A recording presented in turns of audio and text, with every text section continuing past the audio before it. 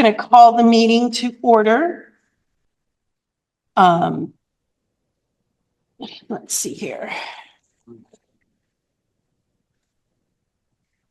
The meeting of the WSESD will come to order. This meeting is a hybrid meeting, which means that some or all of the public body is meeting remotely, and some are meeting physically in a previously noticed location where the public may attend to observe, listen, and participate contemporaneously. Please note that while we will strive to provide means for those attending remotely to participate in the public comment period, there may be technical difficulties or reasons that otherwise prevent or interrupt remote public participation. Therefore, it is important to note that the open meeting law only ensures the public's right to participate in comment at a public meeting by attending at the designated physical location as posted in the notice and agenda. If a member of the public or of the public body has technical difficulties accessing this meeting remotely, please alert us by email or text. In the event of a technical difficulty that cannot be resolved, we may continue the meeting if necessary to time and place. Sorry, weird sentence. Sorry. Please note that all votes taken during this meeting that are not unanimous will be done by roll call vote in the accordance with the law. So let's see here.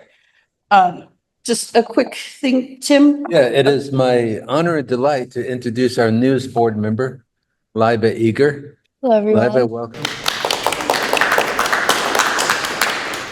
Liba will introduce herself during the student matters portion of the meeting.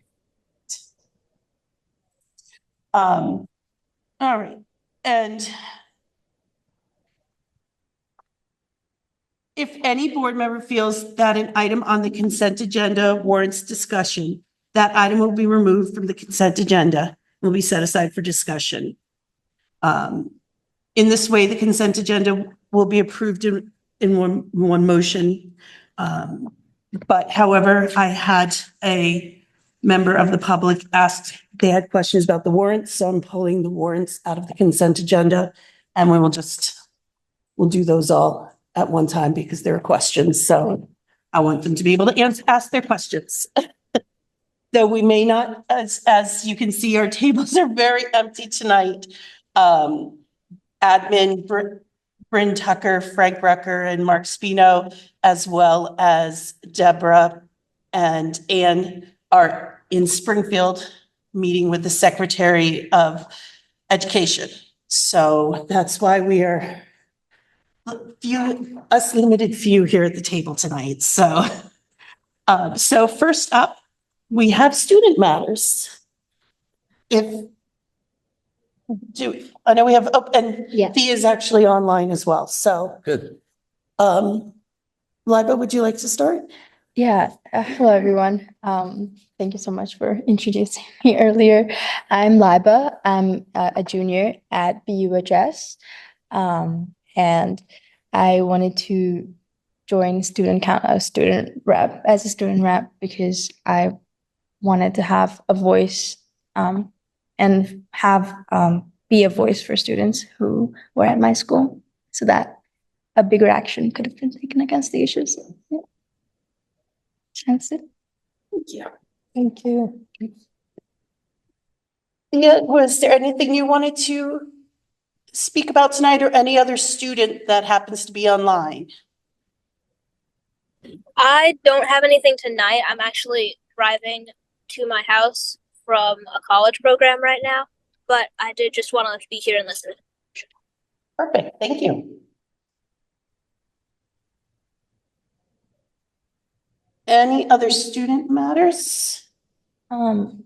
Yes. Could I bring up some issues? Absolutely. Okay. So for the past, since the application for the student rep, I have been very, even before that, but I got a little more interested in understanding what was going on in the school and community. And some of the things that I was noticing was one of the issues that we talked about in my application process was that I volunteered for the student, as a student conversation partner for the TOEFL students.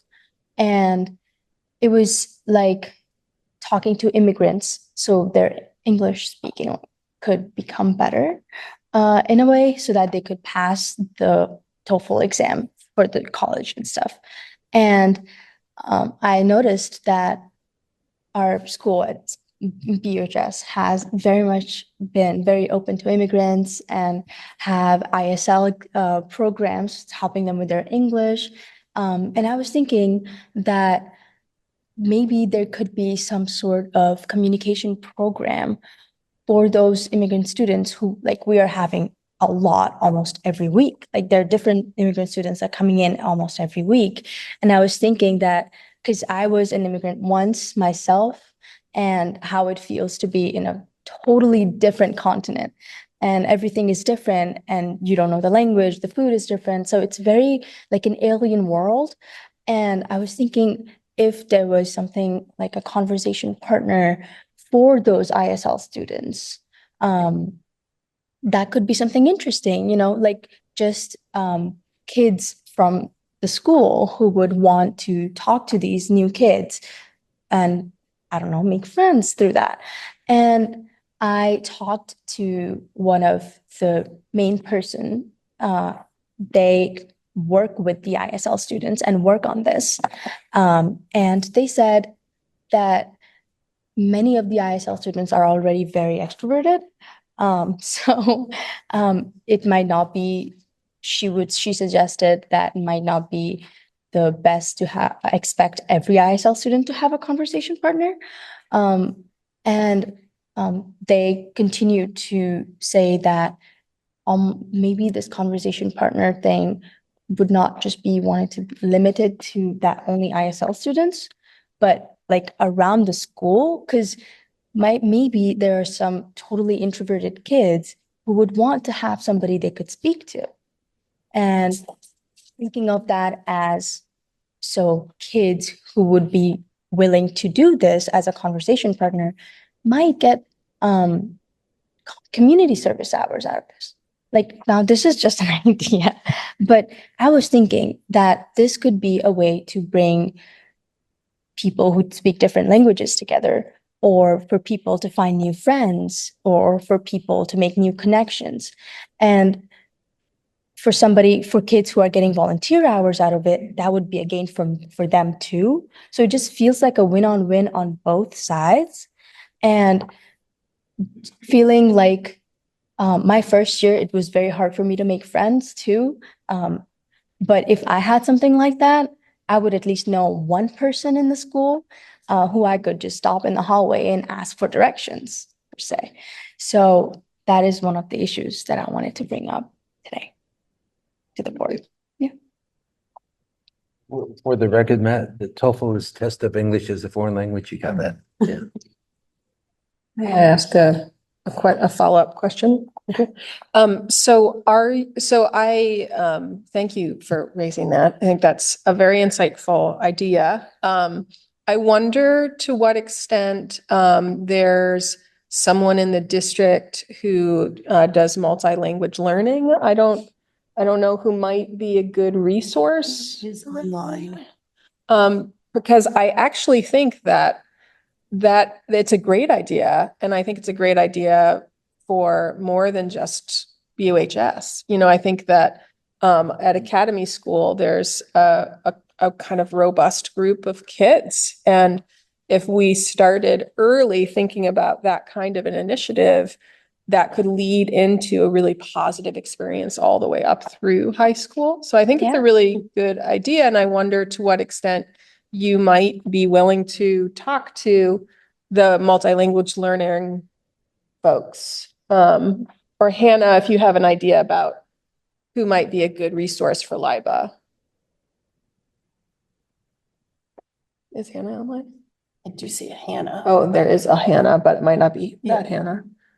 Okay. Do you know Jen Course at the high school? That is the person I talked to. Yes. So she would be able to be linked with the elementary schools as well. And so that could be a really neat opportunity for some, partnering of older students working with elementary.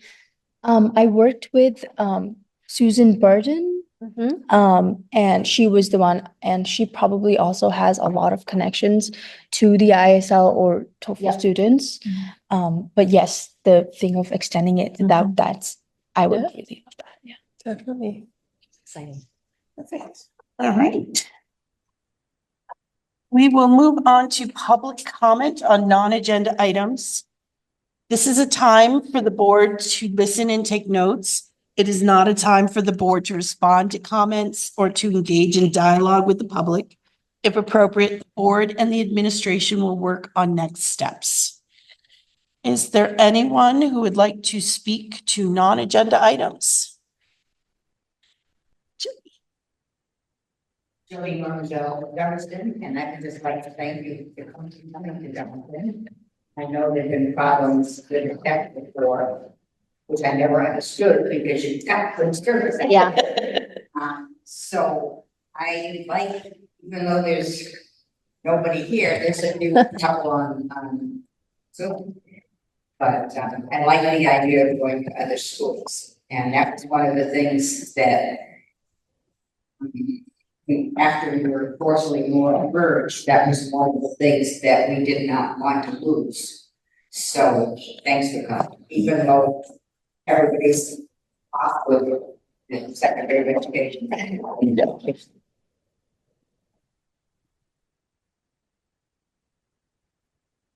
Anybody online want to have a public comment on non-agenda items?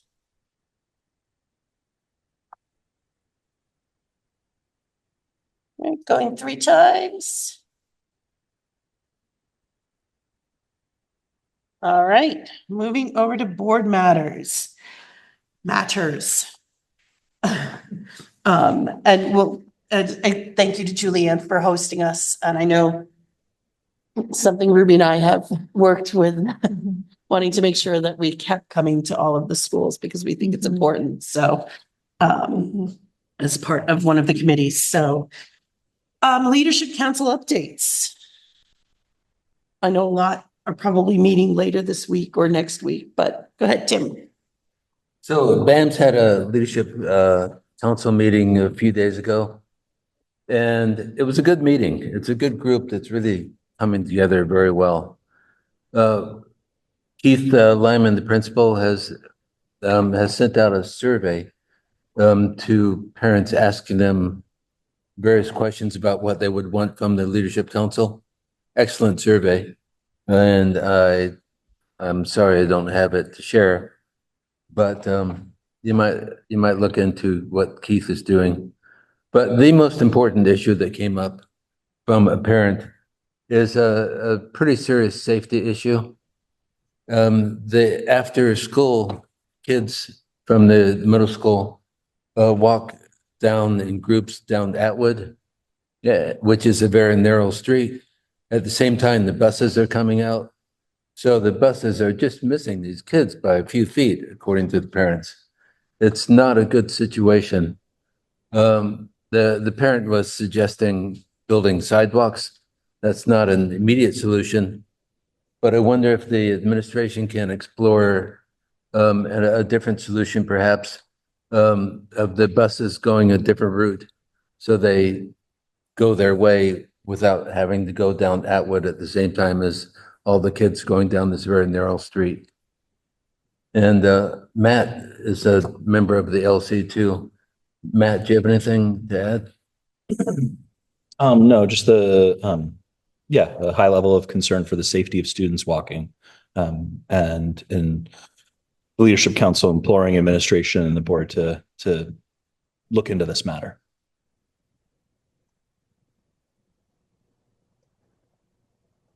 So that's all I have from BAMS. When did the survey go out, and do we know the percentage of responses yet? Yeah, at the meeting itself, a couple of people responded during the meeting. I think there were about, what, 44? Is that correct? I wasn't aware of a total number of responses yet. Yeah, there's a good number that responded. Keith is online. Okay. Go ahead, Keith. Hi. Yeah, the last time I looked, it was well over 60. Great. So that was good. And yeah, I just wanted to share. I think the bus piece would be really challenging. It's not as much of a bus issue as just there's a lot of cars on that road at dismissal time. So even if you remove the buses, there's still a safety concern. The buses certainly don't drive erratically, but there are student drivers and adults who, you know, move along that road pretty fast sometimes. But so it is. I would love to see an consideration by the town to put some sidewalks in. So that's all I wanted to say. Thanks. Can I ask a question Yes. about that? So I guess I'm just wondering in terms of the board's process and involvement. It sounds like from what Keith's saying, if there was a consideration for sidewalks, that it would be the town of Brattleboro that would need to be involved in that process. Is there a way in which this board can be like, or should we wait to hear about the results? Is there a point at which, Keith or the BAM's leadership council might have, ask for support in approaching the select board or whoever it is in Brattleboro that makes that decision? Like, what do we think our involvement would be as a board in this type of action? Any thoughts? I might recommend that we have Deborah and Mark Spino discuss a communication strategy, because I could certainly make a case sitting here either way, but let's allow our leaders to discuss best next step about which entity, whether it be administration or the board, reaching out to the select board. I would think it would be admin reaching out because it's the school, but it doesn't hurt for both sides to reach out to a little more power behind it. But that's a great call out from the BAM's leadership council. I know Putney is meeting Thursday and Dummerston is meeting next Monday. Thursday. Or they're Thursday? Yep. Okay. Yep. I do have something school? to share with the high school, and also I'm on the Putney Leadership Council, and there was something that came up in the Putney Leadership Council that also came up at BUHS. And in Putney, there was kind of an acknowledgement from John Sessions that he's seeing an increase in interest around in-district transfer requests.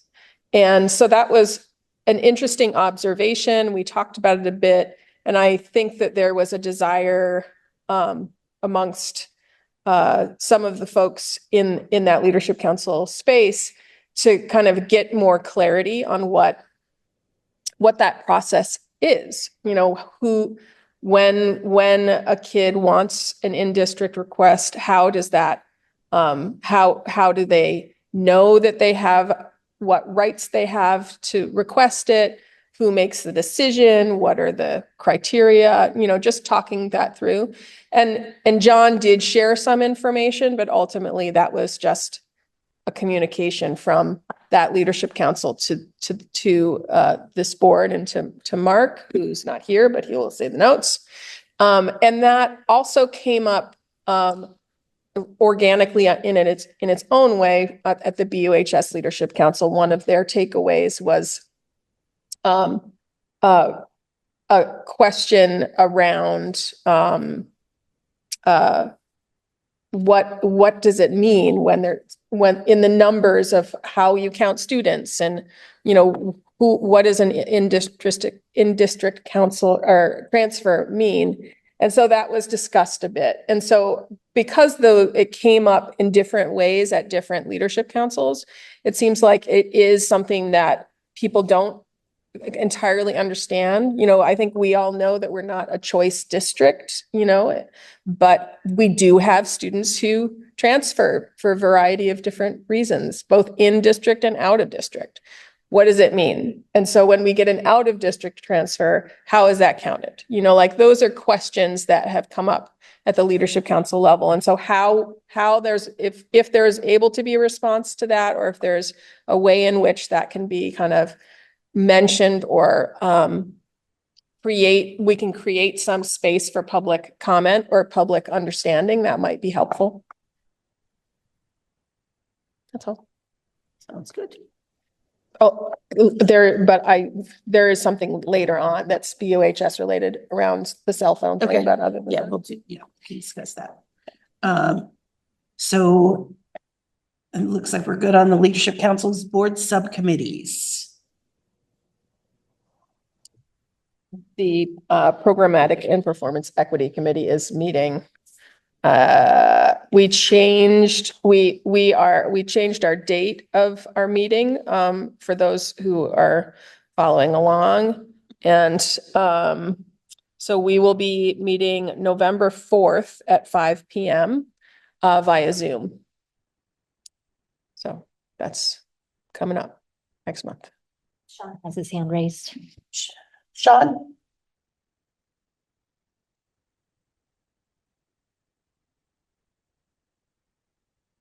Oh, you're muted. Yep. He's trying.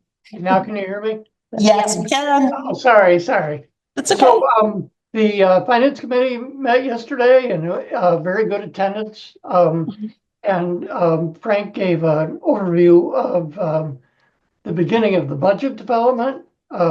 So he gave us a leadership team, Windham Southeast Supervisory Union leadership team document that Frank and Mark had put together. And it really lays out how the budget will be developed. And then also coming forward will be the budget timeline in not a very distant future. And so that was moving forward. Thank you. I have a question Thank you, Sean. Yes, Tim. for Sean. Sean, do you know if Frank is going to be visiting every leadership council?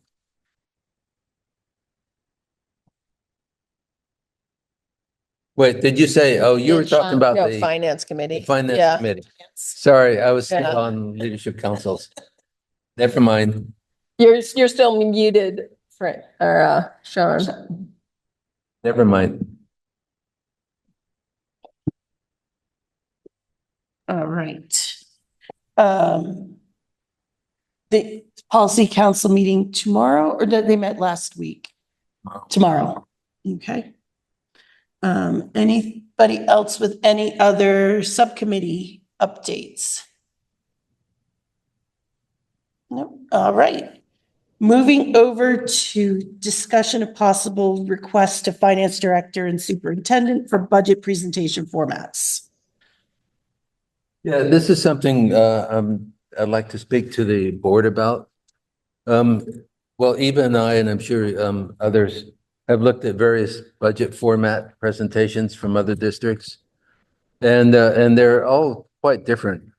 The one that I have a particular interest in is from the Burlington district, and Frank told me at the finance committee meeting that he is looking into that. But for your information, one of the breakdowns that Burlington Finance District has, or Burlington District has, it's called consultation themes, where before the budget is developed, the budget director and others sit down with special interest groups like social workers and talking about professional development and technology needs, energy, sustainability needs. So you proactively invite groups to talk to the finance director about needs of a specific area, rather than walking through the budget line by line with discrete items spread out. I think it would be beneficial to for the board perhaps to recommend really a consultation focus on areas that we think are vital to move the district ahead. Certainly, this would be coordinated with the continuous improvement plan, but also maybe other themes like anti-racism, perhaps, or technology. Are we investing enough in technology to do our jobs and for student learning? Just a thought. Looking at capital expenses, would the high school want to, or the middle school, or Dummerston want to look at different kinds of furniture that promote better student engagement? There's a lot of different furniture ideas out there. I'm sure that some of the students in the high school would be interested in investing in fans during the hot days. It'd be a small investment, but it might cool things down a bit in those hot classrooms. And then other ways of breaking down the budget might be a summary of required spending increases for wages, benefits, special ed placements.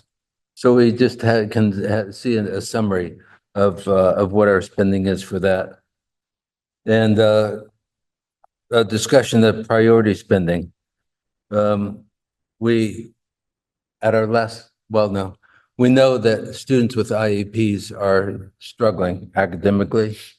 Should we be suggesting, recommending ways, more expenditures for to help promote better learning, better academic performance for students with IEPs who we know are truly struggling?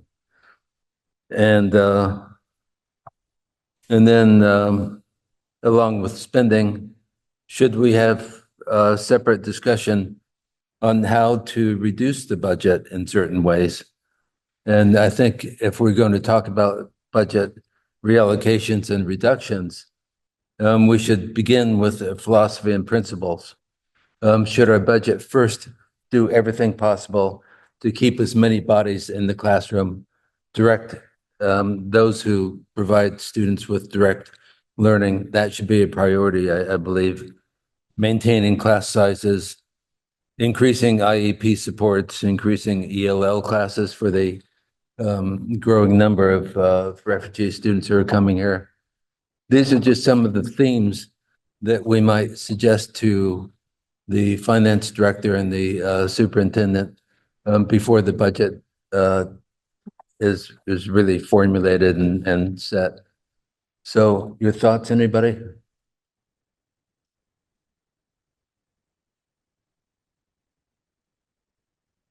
Silence is affirmation. Your wish.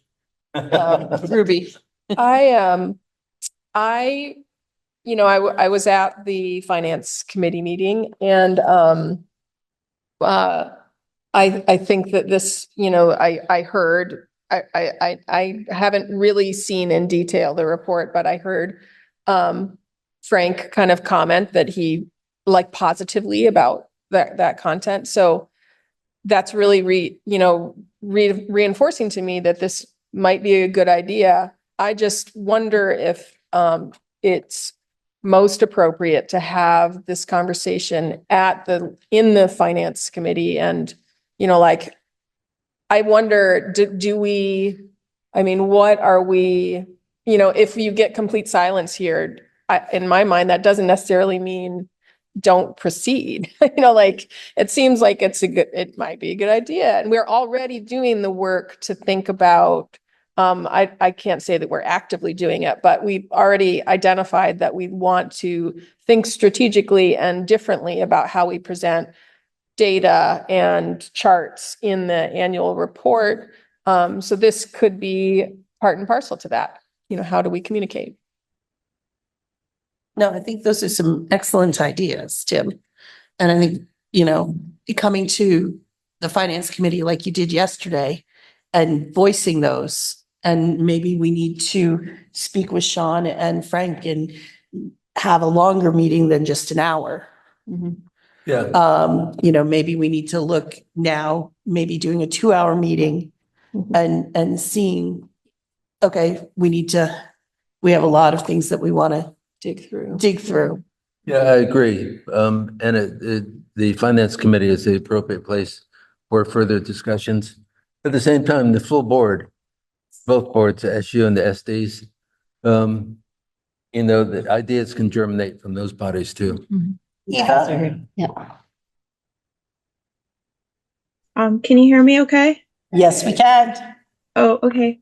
Yeah, I was at the finance meeting and I thought it was a very interesting, compelling conversation, and the hour seemed to fly by. I thought what you said, Tim, there were some really great ideas there. One thing I'm looking at the graphs, one thing I'd like for us to consider is accessibility, and how people are able to absorb the information. So having graphs does create more accessibility for bigger groups to be able to understand the financial component. But I think if we're going to do those meetings in the future, Tim, I think that would be a great time as well to talk about what you just brought up.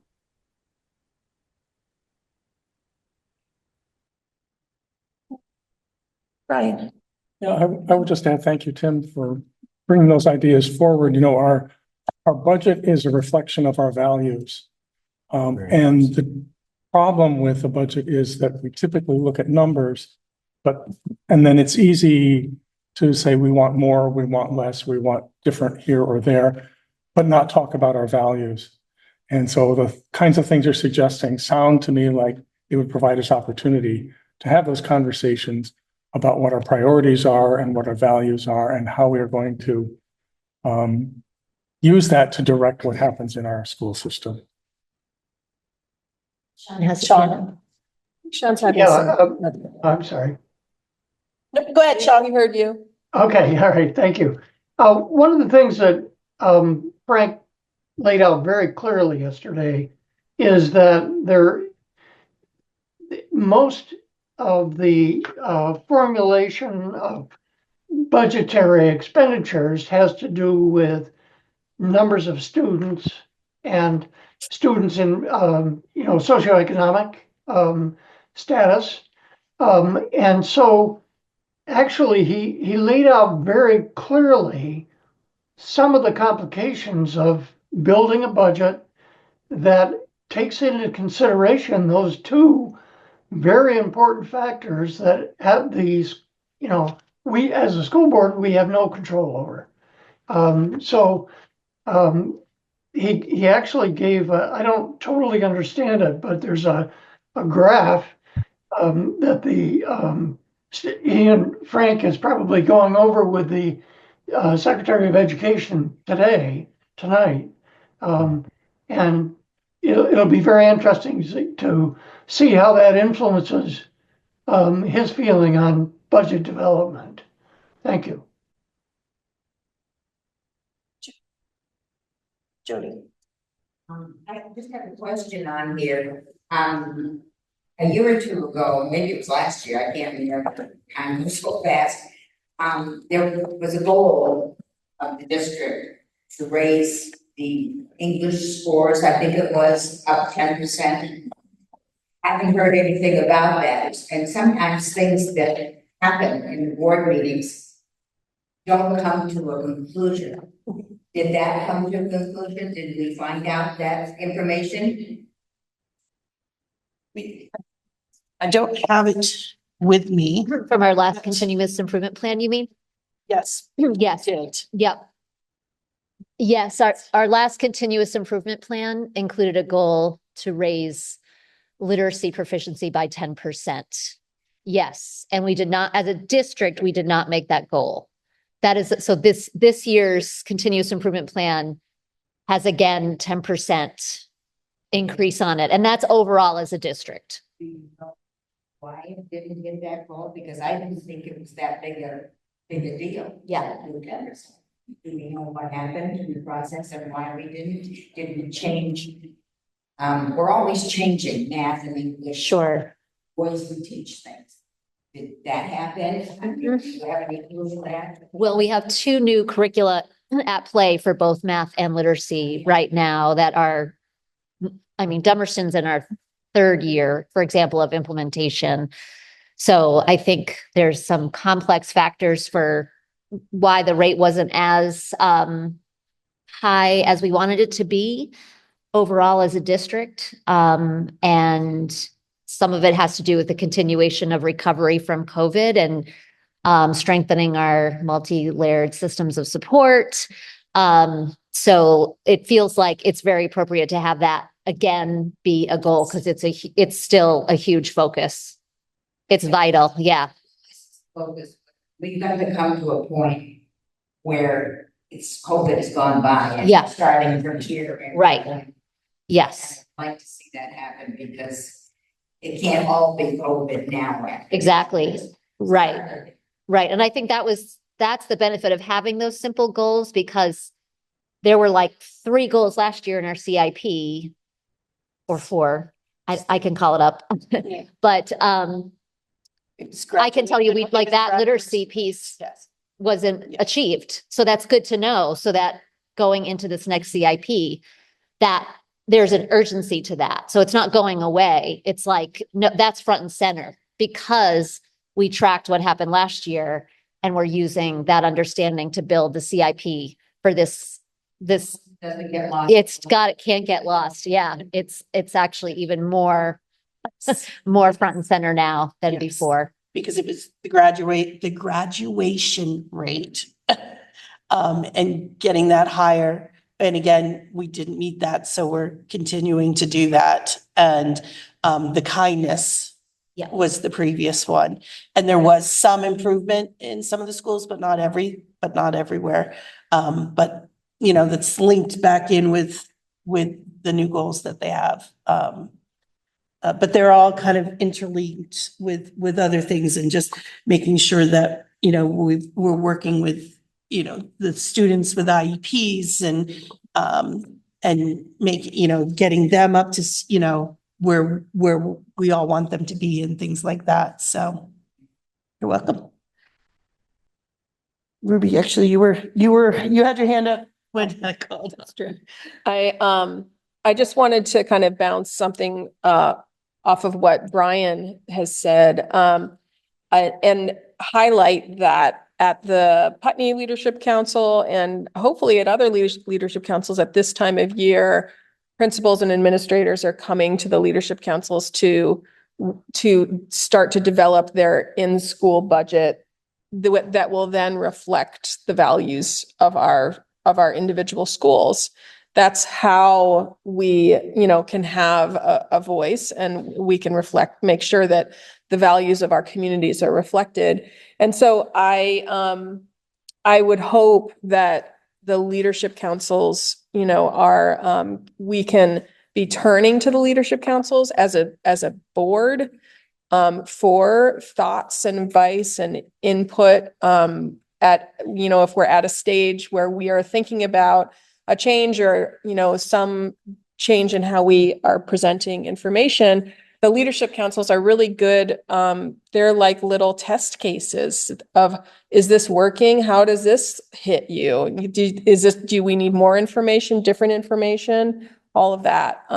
So I just would encourage us to turn to our leadership councils in budget development. Knowing that the financial situation that we're in as a district, as a state, and the amount of interest from the public, I wonder if this is something that the Communications Council, once we have a clear path forward, and I agree with Board Members Tim's recommendations here, that there be opportunity for the board and perhaps other interest groups to be able to talk about specific topics. But then once we have that, I think it would be really wise for the board to consider utilizing communications subcommittee to get that word out so that the public knows when there's opportunity to engage. Could I say something? Tim's gonna say something and then I'll get to you, Sean. Okay, so, thank you. Getting back to Jody's question about the EL scores. I've always felt that rather than looking at scores for the district as a whole, we should look separately at each school's performance because it could be very misleading. We know that Putney just knocked it out of the park with their VT-CAP scores for English, much higher than the state average. I would think Dummerston too. Am I not correct? But some schools are doing really well and others are not. I think we should look at those scores by the school. Secondly, you know that the Agency of Education changed the test on us. The Agency of Education changed the test. So last year was the first year for a VT-CAP. So you really couldn't do what Ruby loves, the trend analysis, multi-year trend analysis. No. Yeah. Something, you can always do the new and unimproved. Changing things, and you can't keep track of it. Sean? Yeah, thanks. I'm just looking at the paper that Frank handed out, and the title of it is Guiding Principles and Background Data for FY26 Budget Planning. And then a little further down, it says the following overreaching continuous improvement goals. 1, sense of belonging. 2, math. 3, literacy. And 4, graduation rate. So that's kind of a big picture outline of the driving forces for administrators and the finance director in developing the FY26 budget. Thank you. Absolutely, Sean. All right, are we all set? We'll move on to a hot topic, impact of cell phones at BUHS and other school sites. I know some of the schools are trying it. I remember watching it on the news one morning and I was like, wow. Trying what? Trying what? No, limited cell use. High school students not able to use their cell phones in the high schools. And Tim, did you want to? No, I mean, Nope. Ruby? So Sorry. I did not actually ask for this agenda item, so it has, I Somebody think. did. Somebody did. Somebody did at some point. So I think that where this comes from is that at the BUHS Leadership Council, there's been discussion around cell phones and the disruptions within the school, and particularly kind of pointing to national data and like brain chemistry data around the positive effect of reducing cell phone use and actually access to cell phones in a school setting. That being said, that conversation began at the end of last semester. So this might be why I don't think of this as me asking for this, because it was probably on a to-do item, and here we are. But I can say that at the BUHS Leadership Council, this has continued to be a conversation, and where Hannah, who it sounds like Hannah is not online, Hannah as the principal, Hannah Parker, if you're there, just break in and interrupt me. But as the principal, she is assembling a committee of individuals, staff, students, and community members, a few of whom are coming from the Leadership Council, who are going to be thinking kind of strategically about what can we do about cell phones use at BUHS. I think the thing that has come up at the high school level is an acknowledgement that, my kids go to Putney Central School, and this year at Putney Central School, there is a school-wide, they don't call it a ban, but essentially a restriction on cell phones, no cell phones. And so you are submitting your cell phone to the office and they're keeping it in a lockbox. That's how they're choosing to do it. So there's an acknowledgement that this is happening and they're seeing success at some of the elementary and middle schools. The BAMS has had a restriction for a long time. And that is great, but I think Hannah recognizes that it is a different beast, the high school. You know, what the number of kids is much larger, the amount of cell phones, the things that are happening on cell phones, it's a different thing. And in addition, there are ways in which, particularly during COVID, within the curriculum, there is a reliance on screens and on devices, on apps that must be utilized in a phone. You know, so if that's part of a curriculum, then it has to be rethought. And so it's not quite as simple as just saying, oh, this is a good idea, let's do it. So Hannah is recognizing that, has assembled a committee that I think will take some time to discuss and bring back to the Leadership Council. So I think the Leadership Council's hope is that there will coalesce kind of some thoughts and recommendations, and potentially those can be shared. You know, there was a thinking that, is there a way in which the various leadership councils might agree, or the various schools might have some synergy around this issue, and therefore be able to come together and say, this is what we think is a good idea? Because there are states, there are schools, there are towns that are making policies at a more global level. I think this conversation has come up before. I think it'll come up again, but that's how that's how I would frame the conversation that's happening from the Leadership Council side of things. So I guess that's why it's on the agenda. I did not realize it was me. Yes. I wanted to add something. So, as you said, it would be that, in middle school and I guess elementary school, they have a little lockbox. And I also have a teacher who has a lockbox in our class. And I have two classes where we have to just put away cell phones in a specific place. And I have noticed that in both of those classes, the attention span of almost everyone is way more. And the students aren't like, it's not just if I have my phone right in front of me, it's also if somebody else is using the phone, even through your peripheral vision, you can still get distracted. But if everybody else is in the same boat as you and suffering, I guess, in a way, so you just feel, you're like, we're in this together in a way. So I feel like, yes, high school might be a little more challenging than middle school, but I feel like teachers have the power. And if it's just a role that is, if the teachers are like, can't do anything about it, you got to do it. I feel like it might be something that could happen. Matt.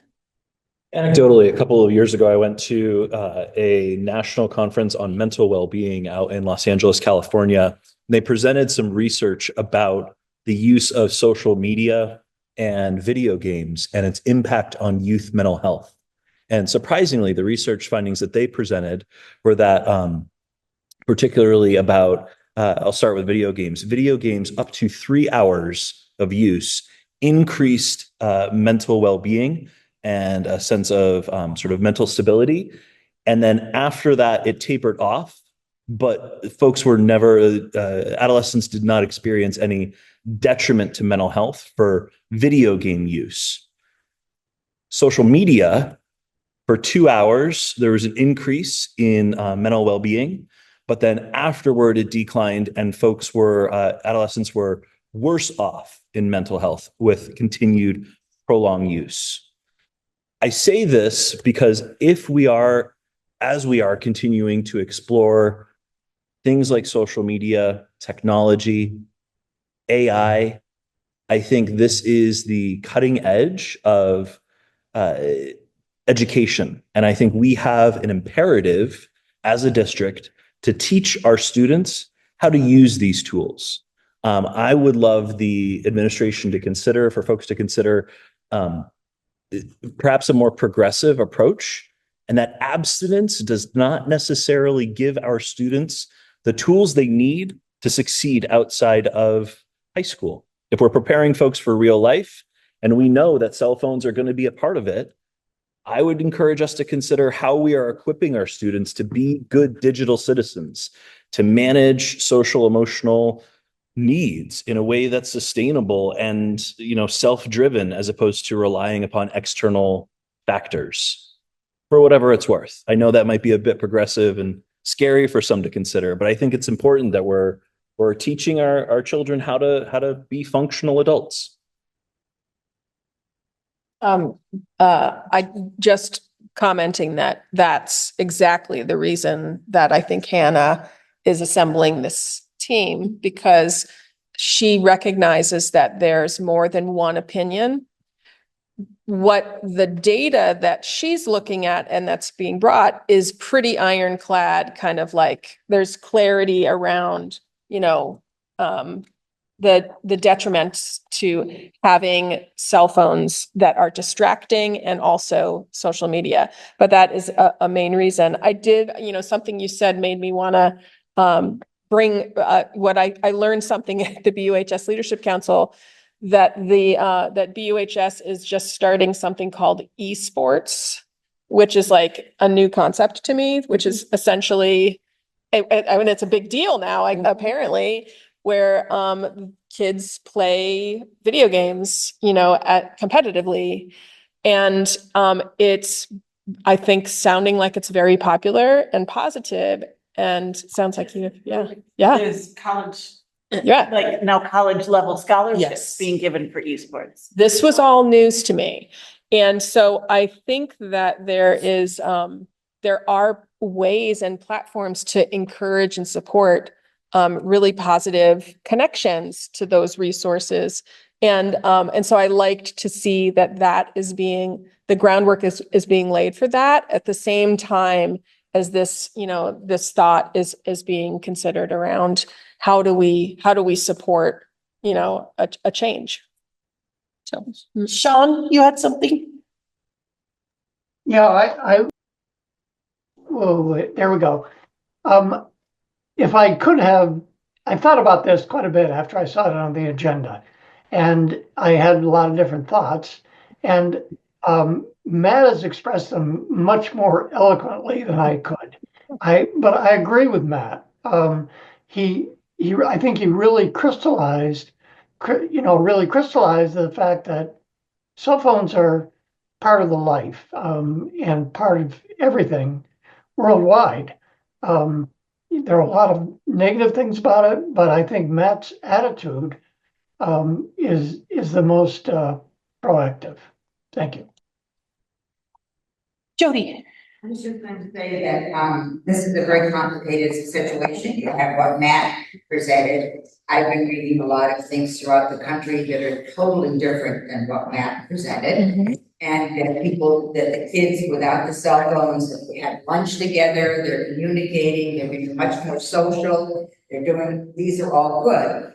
Now, I have two granddaughters, which in the last couple of years have graduated from the UHS. And both of them have talked about the social media and the, I don't know what the right word is, but picking on people, bullying on social media, the body shaming, the body shaming, yeah, all of that is very much so. I would not like to see the cell phones in the classroom. It's very, very distracting. I think teaching a way to do it. My cell phone is in here and it's off. I'm not sitting here doing this and listening to you. And the kids need to grow up to learn that. I understand that. But if I were a teacher, boy, I would not want those cell phones in the classroom because they're so distracting. And of course, the high school is different than the elementary school. But I think this conversation needs to be had, and it needs to maybe bring speakers in to listen to. I would suggest you just continue, and this young lady spoke very well about she thought. I'm sure this kid's think differently. Yeah, and I think with Hannah doing a count, committee, thank you. That is something that will definitely Come back. will not be the last we talk about it. Julianne, Julianne. Sure. So thank you. I have some thoughts on this topic, and I know that's for a different time. Yeah, as Ruby mentioned, like at Dummerston, we also have we have always had a no cell phone policy, practice. And so that creates a situation where students have no choice, like you mentioned, to be they're face to face without their phones all the way through 8th grade. I just want to bring up Jody had asked, like a question like, why did we not make literacy proficiency rates? And just to put that in national context, like literacy rates across the nation have been in decline. And it is not just COVID that is at the root cause. There are multiple causes for that. Some of them have to do with what we're talking about now, the amount of attention on the early childhood skills that then go through the rest of students' time in school as they build their proficiency in literacy at deeper levels all the way through high school. So just something to add to the mix. It's not just about it's about mental health, but it's also about academic learning and the development of our students overall. And socially, a lot of young people in their 20s are actually stepping away from phones and giving them up because they feel like they want the autonomy to make a different choice. So it's just lots of things to keep in mind. So I appreciate the conversation. Eva? Yeah, I find this topic very interesting. I actually had this conversation in my household. There's been an uptick of people buying vintage phones, like the Nokia flip phones. They're scouring them through eBay, the ones that you just pretty much just make a call and can't go on the internet. And I've had people say like, I want it, because I have some old phones, and they're like, yeah, give it to me. So, one thing that I would also like to talk about is AI and what's happening with AI and the creation of videos and the creation of photographs, and not understanding what's real and what's fake. Because this is uncharted territory, but it's getting better and better over time, and a lot of abuse of people are happening. A lot of harassment are happening with this technology, and I think that as educators and as school board members, we have to stay up to date with that information. And I think increasingly, I think there'll be more and more classes about harassment and how do we create more safe communities and work culture with AI. It's not now, but I think more and more we'll probably see more classes around that. Quickly, Tim? Yeah, I remembered where this all began. I asked Ruby if she wanted to give an update on the discussion that I thought began at your BUHS. leadership council Yeah. meeting a couple of meetings ago. Yeah, it did. Yeah, I think that's what it was. That's where I just don't think that the BUHS leadership council's quite ready, but Yeah. but it's good. You know, what I've told them all along is that this conversation is going to bubble up. It's not just a BUHS issue at all. And, so regardless of whether there's, an action at the governance level or not, it's worthy of our conversation. All right. Any other business? All right, moving on. Administrative report, Mark, I sent out what Mark had sent last week. But the one thing to call out on October 15th next week is the 2024 in service day that they're hosting at the high school. Again, like last year, they're doing half-day morning sessions, half-day afternoon sessions for everybody in the district, the teachers, the paras, to sign up for different sessions. And the morning sessions, there are 22 opportunities for staff to sign up for, everything from three-dimensional science to building a sense of belonging through play, to managing behavior and encouraging growth from horses to students. And then afternoon sessions, looks like there's another close to 22 of those as well. So streamlining your digital world, just-in-time sports and math, world language teacher workshops. So all sorts of different options for staff for next week. So, which is exciting because I know it was very big success last year. So it's great that they're doing this again. Yeah, it's really exciting. And all of these, as Kim, I think you mentioned, are developed by teacher leaders, central office staff. So there's it's all kind of homegrown workshops. So it's super exciting, opportunity for all of us to learn from each other, and to really have this model of distributive leadership, which is great. Yep. All right. Tim has. And board members attend these? That I don't know. We'll have to check with, I think that I thought Mark had said yes to that question at one of the last meetings. We could check with him. Yeah, we could check with him. He said yes to the LC orientation, but I don't remember getting confirmation about this, but I hope feel so. like I'll send him an email. in prior months, that's what I'd heard, but Okay. Their hand up. Eva? I just wanted to also say that Meg Bossing is going to be doing a professional development course there. And she's going to be doing bystander training, as well as looking at creating more safer climates with schools. So she was the executive director for the Boston Area Rape Crisis Center, and she was also the sexual assault prevention and educator for Williams College. So I think that would be I just wanted to promote that as one of the opportunities. Point of order. What was her name again? What Meg was Bossung. What was her name again, Eva? Meg Bossung. Meg Bossum? Bossong.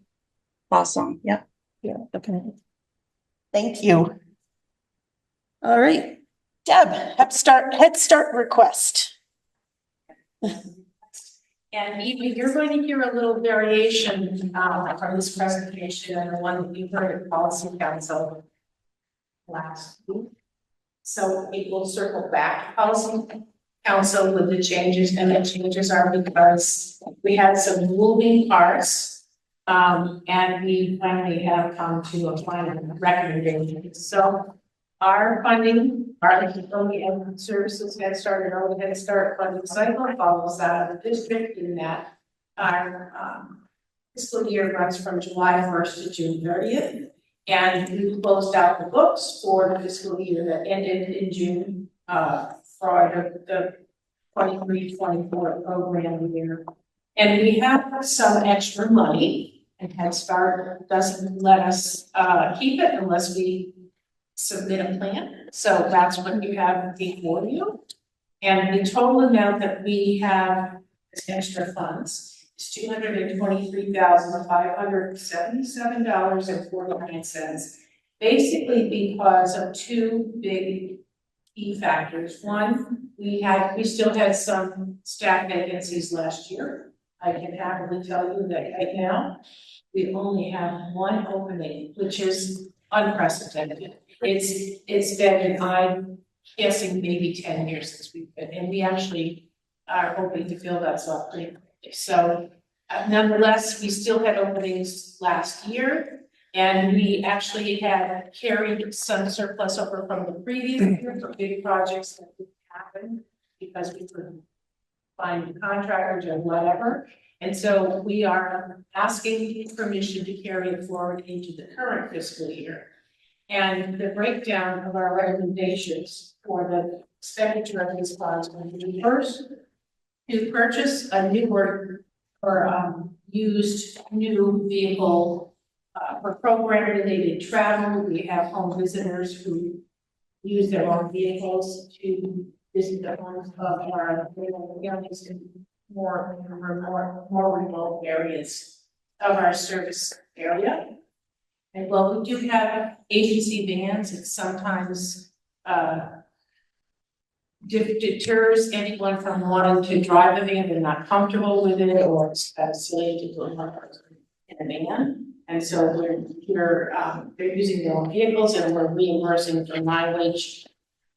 Sometimes we send folks to statewide meetings up north, again, using their own vehicles. And so we did some analysis on that, and we feel that purchasing a smaller vehicle, just a, not a van, but something much smaller would become more useful and economical for the program. So we did some preliminary price checking, and we think a $40,000 ticket item should suffice. The next item is the Infant Toddler Center playground, which the Infant Toddler Center is at Brattleboro High School. And it is time to upgrade that little tiny playground. Some of the students from the Career Center are working with us to provide new service underneath. So we're taking away the old wood chips and replacing that with some rubber mulch. And we would like to purchase some new playground equipment. And the teachers have given us their wish list, and that total is $19,700, which also does include the rubber mulch replacement. And then we also have a small playground on Birch Street for our youngest early Head Start age children. It's time to upgrade that playground equipment. And again, we asked the teachers for their wish list, and that $22,000 figure is the total for the pieces that they would like to see on their playground. And we have added another playground to Birch Street because we moved Head Start children from Canal Street last year to Birch Street. Head Start children are preschool age, early Head Start infants and toddlers.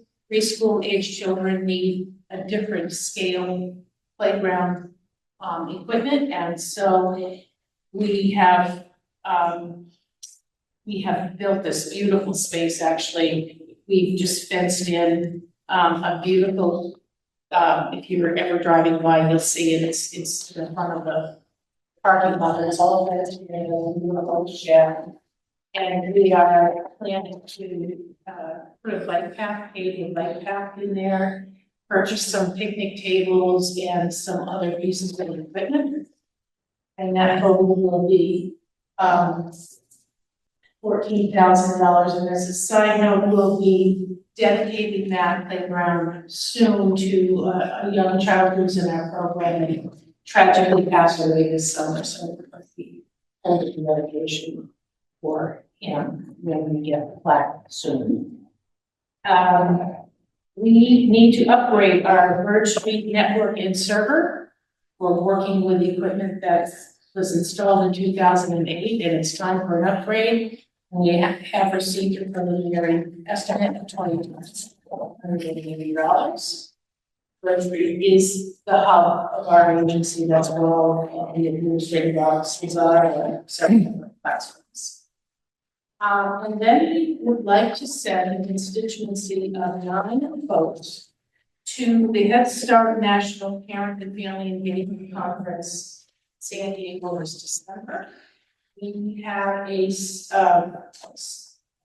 committee, a staff committee, and it's also includes parents. So included in that number 9 and be a parent, our policy council, to go and partake in a 4-day conference along with many other programs across the country. And they're charged with coming back with some great strategies for engaging parents and families into our program in new and innovative ways. Because we know that that is the key to children's success, not only at ATS, but all the way up. And so the total for that is, we're estimating to be about $20,000. That's at a $19,893 50% figure. Next on the back is a request for $8,500 for Child Plus training, budget package. Child Plus is our data system for collecting all of the information on our children. You know, that's how we actually put our case management notes in there. When children enroll in the program, we assign them to a slot in the system, and that is how we track most of the activities that we do in our program. And it actually is aligned with the annual Head Start program information report, so that those numbers can just, you know, you click the button, we can pull those numbers down when we submit that report on an annual basis. And then keeping in the technology field, the next item is $7,800 to purchase the creative curriculum instructors and tutors. Creative curriculum is a curriculum that's widely known in the field and certainly, you know, has been research-based and research-informed. This basically allows teachers to have virtual access to planning, teaching, family engagement tools or webinars. There's a host of tools that are available to our teachers at the click of a button on their phone to, you know, help communicate in real time with families, learn how to share information with families electronically. You know, again, giving them digital access to curriculum, book discussion cards. There are books from the children's book collection. There's a long list of resources that are available that we would like to purchase. Next is replacing the windows in not only the 78 Buck Drive, but also the 54. So both buildings at Westminster that we own, that you own, need to have the windows replaced. They're original. The building was built in the mid-60s, and some of the windows can't open. It's time to really replace those windows. And we've had one preliminary estimate at that $34,883.97 number. So we'd like to include that in this request. At Birch Street, we do have an exterior security system, but it's really pretty basic, and we are more and more concerned every day in that location about safety and security. We have found that the existing system is incredibly useful, but we need a more sophisticated product. So we're asking to upgrade our security system. So that includes scanning people in and out of the building, as well as having you know, video cameras that are watching what's going on in the parking lot, not only during our hours of operation, but also in the evenings. Yeah, yes, a lot that happens there. We're not being. Next, $8,000 to hire a certified class trainer to provide new training and instructional support with a focus on promoting language and literacy skills. So class is the official tool that the federal reviewers in the Head Start world use to assess the pedagogies that happen in Head Start classrooms, looking at the environment, looking at instructional support, all of those things. You may remember that last year we had our scheduled federal class review. It was almost a year ago in December. And there are national standards that must be met. It fell slightly below the instructional support standard. And so that puts us into designated renewal, which means that when we're applying for our 5-year designation, it no longer becomes kind of a roll, but rather open in the process. And we need to be able to get those numbers up. And so we've already started doing this. We started with that, but this would really bolster our knowledge and, help us build our toolbox of skills. So we want to bring someone in to help us do that. And then, let's see, did I say this? Okay, so the next one actually, it's broken out with the creative curriculum, the virtual tool. I have it broken out here. I should have combined it. One is for the early Head Start classrooms and the other is for the Head Start classrooms. So that's why you see it twice. And again, it's the same process, but just for older children. And then finally, again, I should have combined those two because the 85 for Child Plus training, the $8,500 figure and the $6,500 figure represent fees for the early Head Start budget and then 65 for Head Start. So I should combine those for you. But if you have the numbers up, which I did a couple of times before I got here, it does come up to the 223,577. Perfect. So, if I could get a motion to approve carrying over the $223,577.49 of Head Start and Early Head Start funds from the fiscal year ending 7/1/23 to be used as presented by Deb Gass. So moved. Seconded. Any discussion? Matt?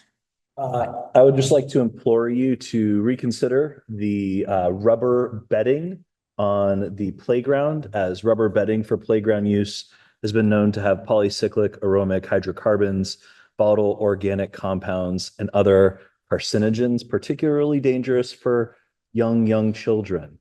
So I might encourage you to reconsider a different, more non-toxic bedding. Facilities crew who haven't really done a lot of research. We actually have it on our other playgrounds. And I have a feeling that they already did that. Good point, and I will definitely take that back. And if it proves untrue, it's good. Jim? Yeah, some months ago, a few of us on the board participated in the federal review of the Head Start programs. And it was a joy to participate in that. You run a great program, and I really appreciate narrative justifications for budgets like this. It's really well presented, succinct. You do a good job. Thank you. And thank you, because we scored 100% on that review. That was no small feat. Yeah, well, there you go. Back at you. Eva?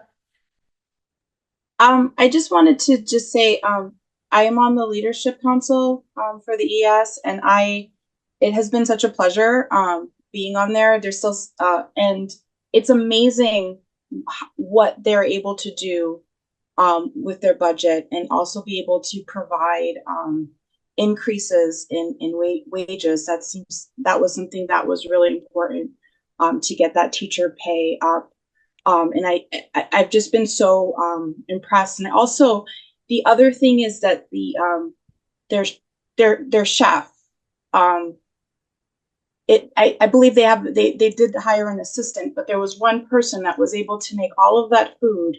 And they did have some assistant drivers, but the ability for that person to hold the fort and create all of those hot meal dishes for all of the little ones.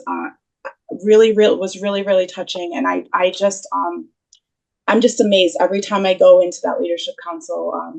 What's happening with Bird Street and the new playground, and they're always improving. So thank you for the work that you do.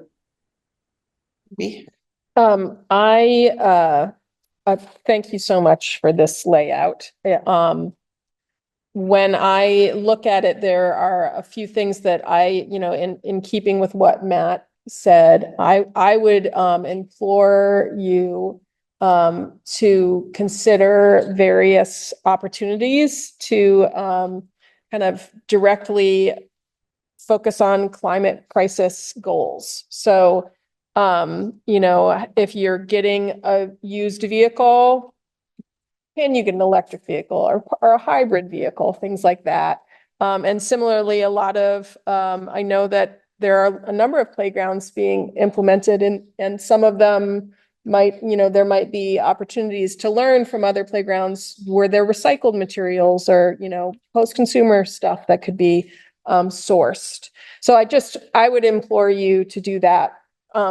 Overall, I think that this is it's wonderful to see you guys thinking strategically and moving that money forward so that you don't lose it. That's wonderful. And I love seeing how thoughtful this is. Thank you.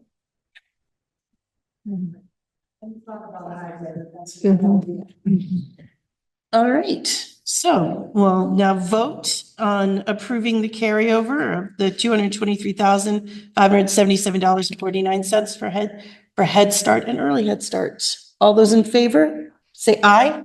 Aye. Any opposed? Abstentions? Passed. Yay. And Deb, thank you for all of your work. Having served on the Policy Council before, I know all of the hard work that goes into that. So thank you for everything. Next, we have a new hire. Mo sent this out last week. It is to hire Reed Chapman for the position of long-term substitute Latin teacher.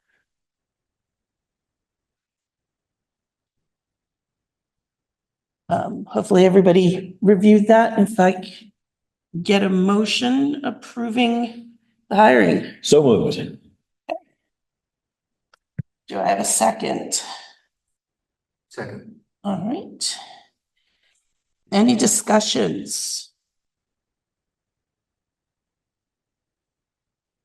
Okay, seeing none. All those in favor of hiring Reed Chapman as long-term substitute Latin teacher, please signify by saying aye. Aye. Any opposed? Abstentions? All right. I would like to add, Yes. so we saw his resume, his application. Another really fine hire. Yes. Our HR department is doing a really good job of locating really stellar teachers. Completely agree with you there. All right, so up to the consent agenda, we will look to approve the minutes from September 24th, 2024 first. If I could get a motion to approve the minutes. So moved. Matt. Do I have a second? Second. Okay. Any discussion on the minutes? All right, all those in favor? Saying aye? Aye. Aye. All right, And opposed, abstentions? All right, passed. the minutes were the only thing in the consent agenda. Well, no, we had the warrants and payroll. Yeah, that was, yeah. We pulled out the warrants and payroll, because I know Ms. Jody had some questions, so we want to allow those questions to happen. And Sean, if you could be ready, you might know the answers. If not, we will take the questions to Frank. So, Jody? I'm sure Sean can answer this one. The rest of them, I probably will end up taking the Frank. This is just a question of what something is, Sean. What is an arbitrary Sports, ACH. I can tell you. Wendy can. That's the referees. That's what? Referees. Oh, those are. The ACHs, they pay them now direct deposit as opposed to having to do a check so that they get paid in a more timely manner. Okay, because I had several of them on. Yes. Yeah. And the other question. Well done. Bug Sean about them.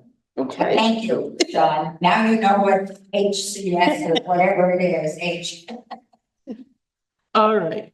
Well, then we will group them together though. Again, if I could get a motion to approve the warrants and the payrolls that were presented in the agenda. Sean has his hand Oh, up. Sean.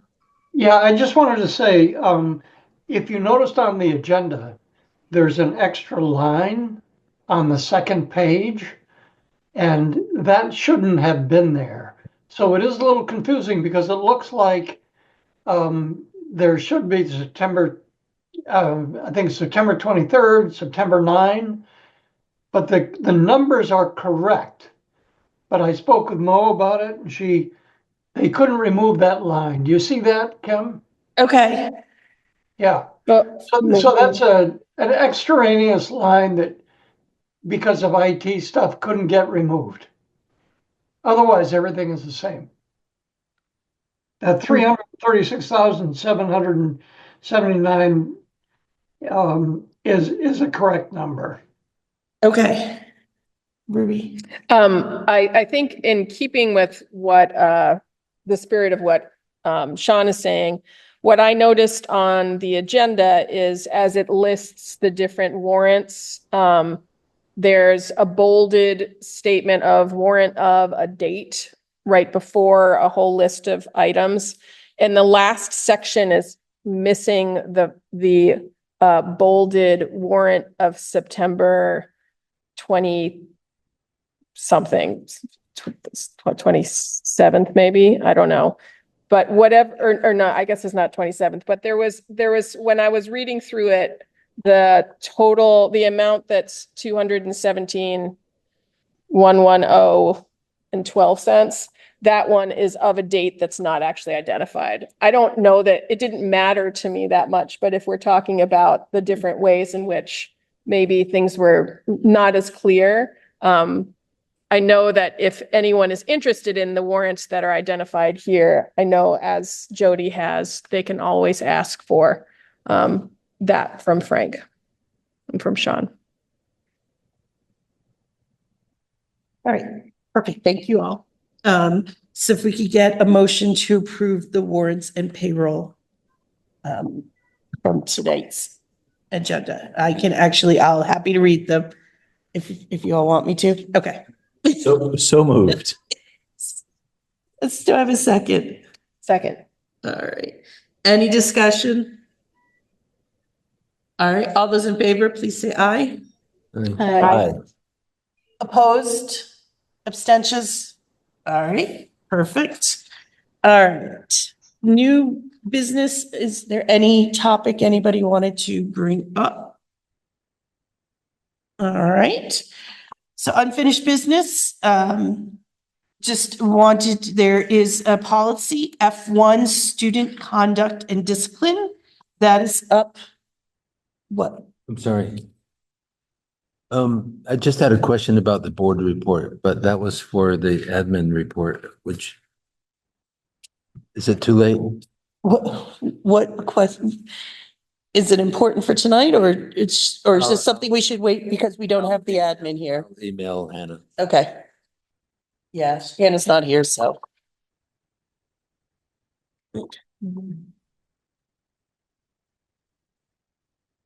Move on. Yeah. All right. So so if I could get a motion to, for final approval and adoption for Policy Council F1, Student Conduct and Discipline. So moved. Seconded. All right. Any discussion? All right. All those in favor, please say aye. Aye. Aye. Any opposed or abstentions? All right. Thank you very much. And I believe that's it. Or Madam Vice Chair, there being no further business before this board, I move that we adjourn. do I have a second? Second. All in favor, please say aye. Aye. Hi. All right. Thank you all very much. Julianne, thank you for a wonderful night and internet the whole time. I know. Woo!